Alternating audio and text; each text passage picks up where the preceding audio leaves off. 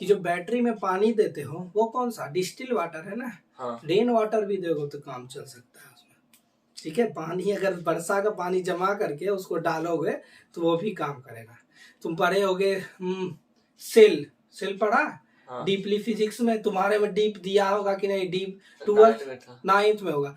12th में बहुत अच्छे से या 11th में बहुत डीपली सेल को पढ़ाया गया कि कैसे उसमें रिएक्शन होता है, तो उसके लिए हम लोग डिस्टिल्ड वाटर यूज करते हैं, ठीक है। अब आता है कि other reason which leads to water scarcity, जो दूसरा रीजन है हम लोग देखें कि वाटर स्कार्सिटी का सबसे बड़ा रीजन है कि रेनफॉल जहां पर कम हो रहा है, ठीक।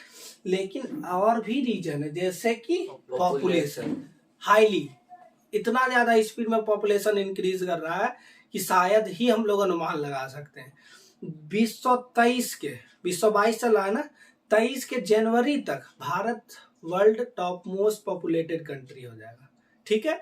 और या तो दिसंबर तो हो गया, 2023 के जनवरी या अंतिम तक शायद न्यूज में था कि टॉप मोस्ट कंट्री पॉपुलेटेड हो जाएगा। अब समझो इतना सा कंट्री, पॉपुलेशन इतना, पानी क्या है लिमिटेड है, तो पॉपुलेशन बढ़ने के कारण वाटर की स्कार्सिटी होगी, ये तो स्वाभाविक है। yes. तो ये हम लोगों को गिल्ट करने की बात नहीं है कि हम भारत के पूरा पॉपुलेटेड कंट्री हो जाएंगे तो अरे इससे भी हम लोगों को फायदा है। यूएन में परमानेंट सदस्यता की बात अब चल रही है, मेंबरशिप में, वहां पर बात उठाया गया है कि भारत आने वाले समय में अब मोस्ट पॉपुलेटेड कंट्री बन जाएगा और वो यूएन का परमानेंट मेंबर नहीं हो, ये ऐसा हो नहीं सकता, ठीक है। तो ये भी हमारे लिए एक तरह से उपलब्धि है, ठीक। अब आता है कि एग्रीकल्चर के सेक्टर में, स्वाभाविक है एग्रीकल्चर के सेक्टर में भी हम लोग देखते हैं कि वाटर की स्कार्सिटी वहां से भी स्टार्ट होती है कि हम लोग अब जहां जितना जरूरी है, जैसे पढ़े होंगे बचपन में 6-8 में हम लोग अलग अलग तरह के इरिगेशन समझते हो ना, पानी पटाने की जो विधि करते हैं, तो उसमें अलग अलग स्प्रिंकल सिस्टम पढ़े होगे, ड्रीप सिस्टम पढ़े होगे। ड्रीप स्प्रिंकल होता है थोड़ा झरना टाइप का, ऐसे ऐसे ऐसे। ड्रीप मतलब हुआ कि उसके जड़ के पास ही डायरेक्ट पानी जाएगा। हम कल ही एक वीडियो में देख रहे थे, चाइना में एक हो रहा था, उपजाया जा रहा था धान, तो उसमें देखे क्या कि पूरा जो है मतलब मिट्टी को ढक दिया गया, किस चीज से, तो पन्नी से, पॉलीथीन से ढक दिया गया, और सिर्फ उतना ही छेद है जितना से वो पौधा निकलेगा। तो वाटर भी अब क्या होगा, अगर पॉलीथीन के ऊपर आ तो हम उस वाटर को यूज कर सकते हैं, ठीक है। वो बात अलग है कि यहाँ पर उतना ज्यादा टेक्नोलॉजी नहीं है, ठीक। तो अब आता है कि इंडस्ट्रियलाइजेशन, और सबसे जो मेन फैक्टर है ये पॉपुलेशन और इंडस्ट्रियलाइजेशन। हम पढ़ाए होंगे तुमको यूरोप, नेशनलिज्म इन यूरोप में, कि ये जो इंडस्ट्रियलाइजेशन है, पॉपुलेशन है और अर्बनाइजेशन है, ये लगभग अर्बनाइजेशन और इंडस्ट्रियलाइजेशन दोनों एक साथ होता है। सबसे पहले इंडस्ट्रियलाइजेशन होगा तभी अर्बनाइजेशन होगा, इंडस्ट्री लगी तब शहर बसा, कस्बा बसा, तभी तो कुछ वहां पर स्टार्ट होगा। आज एनटीपीसी है ना, आज से 20 साल 30 साल पहले बाढ़ में उतना घर होगा नहीं होगा। तो जब इंडस्ट्रियलाइजेशन होगा, इंडस्ट्री लगा, तब अर्बनाइजेशन होना 10 साल 20 साल के बाद कंफर्म है। ये कह देना कि अर्बनाइजेशन नहीं होगा ये मुश्किल है, ठीक है। तो अब हम लोग देखेंगे कि जो मेन जो फैक्टर है वाटर स्कार्सिटी का, ये सबसे पहला चीज है पॉपुलेशन। उसमें भी कैसा पॉपुलेशन, तो मूर्ख पॉपुलेशन। ज्यादा से ज्यादा जो पॉपुलेटेड लोग हैं वो मूर्ख होते हैं, पानी को यूज करने आता नहीं, ब्रश कर रहा है, ऐसे ऐसे कर रहा है, नल चले ले है पूरा। अब नहाने का जो आदमी एक बाल्टी में नहाता है वो पूरा कुआं में कूद गया है, अब लोग पूरा कुआं का पानी बर्बाद। और भी तरीका से वाटर पॉपुलेटेड होता है, वो तो बाद में टॉपिक है स्कार्सिटी। अभी तो स्कार्सिटी पर रहे हैं, पॉपुलेटेड पे भी हम लोग पढ़ेंगे, ठीक है।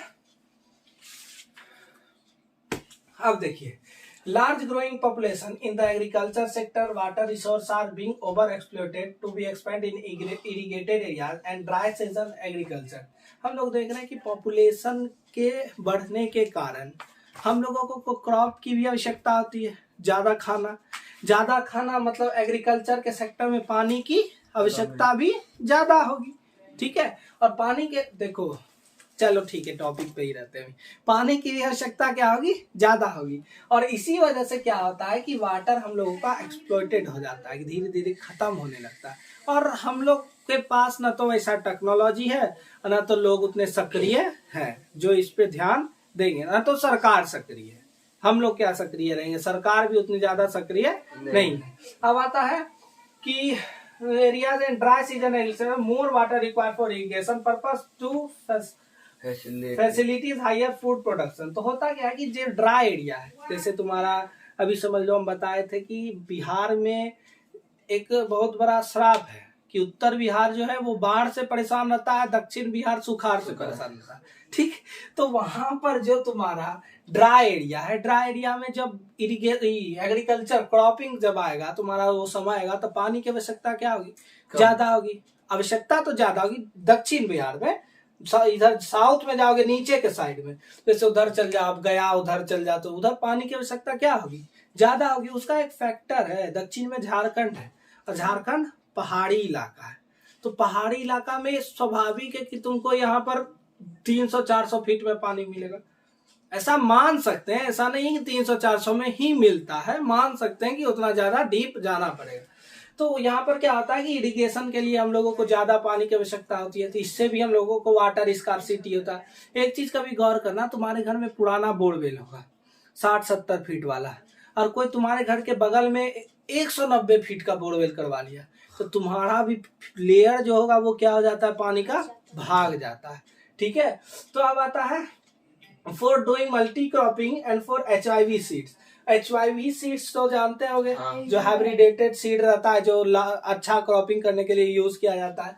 तो आता है कि इसमें भी पानी की आवश्यकता होती है। अब आता है there are greater demand for, यहाँ पर लगता है वाटर है, हाँ, there is greater demand for water. यहाँ पर बहुत सारा वाटर की आवश्यकता है, डिमांड है।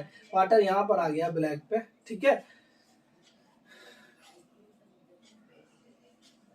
अब आता है कि ग्रोइंग अर्बनाइजेशन, पेज छूटा नहीं, ग्रोइंग अर्बनाइजेशन एंड इंडस्ट्रियलाइजेशन। हम बार बार यही कहते हैं कि अर्बनाइजेशन और इंडस्ट्रियलाइजेशन दोनों साथ में होता है, लगभग साथ में होता है। तो growing urbanisation and industrialisation and unequal access to water among different social groups. तो होता है क्या कि अलग अलग तरीके से ये बट जाता है। समझिए, NTPC है ना, गंगा का पानी लेता है, अब असल में क्या करता है, अंदर में ले जाके पता नहीं फिर छोड़ता है, तो वो एक गंदा स्मेल टाइप का पानी वो छोड़ता है। तो उस वजह से भी वाटर की क्या होती है, स्कार्सिटी होती है। अब बताइए कि the quality of water is deteriorating, example getting polluted by domestic and industrial waste. Domestic तो घर से जो हम लोग करते हैं, बल्कि इंडस्ट्रियल भी। अब क्या केमिकल उसमें मिला के भेजा है, क्या नहीं भेजा है, ये हमको पता नहीं है। तो अब आता है कि chemical fertilisation and pesticide use in agriculture. हम लोग जान रहे हैं कि केमिकल फर्टिलाइजर हम लोग बहुत ज्यादा मात्रा में यूज करते हैं। किसी को भी अब मैन्योर यूज करते हुए हम लोग नहीं देखेंगे। जो भी यूज करता है फर्टिलाइजेशन, मेरे अंकल का एक दुकान है पंडारक में, वहां जाके बैठते हैं ना, तो हमको लगता है कि 1 घंटा में खाली मतलब 20 से 30 आदमी फर्टिलाइजर लेकर के जाता है। एक यूरिया आता है और क्या एक DAP होता है, ठीक, खाली फर्टिलाइजर। अब मैन्योर कोई नहीं, मैन्योर का थक लगा हुआ है, लेकिन मैन्योर खरीदने वाला कोई नहीं। क्यों? क्योंकि पहली बात तो वो क्रॉप धीरे धीरे प्रोड्यूस करेगा, धीरे के साथ वो लिमिटेड मात्रा में प्रोड्यूस करेगा, लेकिन उससे हम लोग का 2-3 चीज बचता है। पहली बात तो तुम्हारा जो लैंड का फर्टिलिटी रेट है वो ज्यादा दिन तक चलेगा। दूसरी बात है कि जो आदमी खाएगा उसका हेल्थ ठीक रहेगा। फर्टिलाइजर सर अभी जितना भी देख रहे हो, मोमोज, बर्गर खाने वाला बच्चा को 50 किलो बोरा उठा के दे दो तो पता चले घड़ा के जाएगा आधा रास्ता, ठीक है। आता है कि excessive use of water by industries which also require water to generated hydroelectrical power to theme and over exploitation of water in the urban areas। हम लोग देख रहे हैं कि जहाँ पर हाइड्रो इलेक्ट्रिकल पावर प्लांट बनाया जाता है वहां पर भी वाटर की आवश्यकता होती है, ठीक है। तो इस वजह से भी वाटर हम लोगों का क्या होता है, धीरे धीरे स्कार्सिटी मतलब वाटर की कमी होने लगती है, ठीक है।